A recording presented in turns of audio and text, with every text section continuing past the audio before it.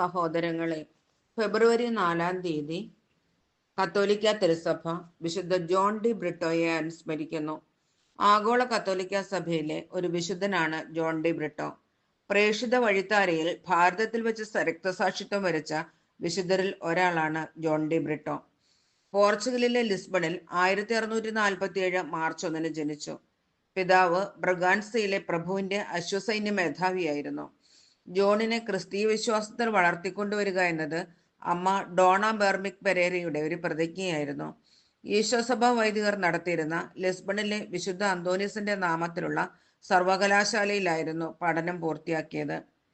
രാജകുമാരന്മാർ ഉൾപ്പെടെ നിരവധി രാജകുടുംബാംഗങ്ങൾ സഹപാഠികളായിരുന്നു.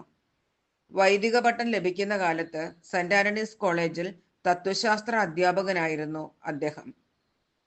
വൈദിക പട്ടം കിട്ടിയതിനു ശേഷം ഒരു മിഷണറി ആകണമെന്ന ആഗ്രഹം അദ്ദേഹം സുപ്പീരിയറിനെ അറിയിച്ചു. തന്റെ പ്രവർത്തന മേഖല ഭാരതമായിരിക്കണമെന്ന് ആഗ്രഹിക്കുകയും ചെയ്തു. അങ്ങനെ 27 പേരോടൊപ്പം കപ്പൽ യാത്ര ചെയ്ത അദ്ദേഹം ഗോവയിലെത്തുമ്പോൾ ഒപ്പമുണ്ടായിരുന്ന 9 പേർ മരണപ്പെട്ടിരുന്നു. ഗോവയിലും കേരളത്തിന്റെ തീരദേശങ്ങളിലും മിഷണറിയായി എത്തിയിരുന്നെങ്കിലും തമിഴ്നാട്ടിലെ മധുര മിഷൻ സ്ഥിരപ്രവർത്തന മണ്ഡലമായി തിരഞ്ഞെടുത്തു. അദ്ദേഹം തമിഴ് ഭാഷ പഠിച്ചു. അരുളാനന്ദർ എന്ന പേര് സ്വീകരിക്കുകയും ചെയ്തു.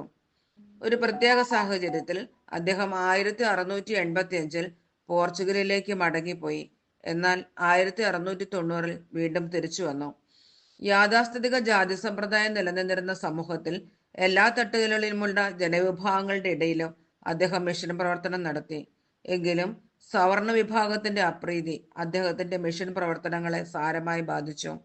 അതേസമയം രാമനാട്ടുകര രാജകുമാരനായ തദേയ തേവരെ ആശയപരമായി സ്വാധീനിക്കാൻ സാധിച്ചതുമൂലം ബഹുഭാര്യാത്വം പുലർത്തിയിരുന്ന രാജകുമാരൻ ഏകപത്നി വ്രതം സ്വീകരിക്കാൻ തീരുമാനിച്ചു. അദ്ദേഹത്തിന്റെ ഭാര്യാപദവി അലങ്കരിച്ചിരുന്ന മറവ രാജകുടുംബാംഗം ഇതിൽ കോപിഷ്ഠയായി. ഇതിനെ തുടർന്ന് ജോൺ ഡി ബ്രിട്ടോ തടവിലാക്കപ്പെടുകയും വധശിക്ഷയ്ക്ക് വിധിക്കപ്പെടുകയും ചെയ്തു. തല വെട്ടാൻ മടിച്ചു നിന്ന ആരാച്ചാരോട് ഞാൻ ദൈവത്തോട് പ്രാർത്ഥിച്ചു കഴിഞ്ഞു, ഇനി താങ്കൾ താങ്കളുടെ ജോലി ധൈര്യപൂർവ്വം നിർവഹിച്ചുകൊള്ളുക എന്ന് ജോൺ ഡി ബ്രിട്ടോ പറഞ്ഞതായി ചില ഗ്രന്ഥങ്ങളിൽ രേഖപ്പെടുത്തിയിട്ടുണ്ട്. അങ്ങനെ 1693 ഫെബ്രുവരി 4 ഓരിയൂരിൽ സഭയ്ക്ക് വേണ്ടി രക്തസാക്ഷിയായി. 1947 ജൂൺ 22 പിയൂസ് 12 മാർപ്പാപ്പ വിശുദ്ധ പദവിയിലേക്ക് അദ്ദേഹത്തെ ഉയർത്തി.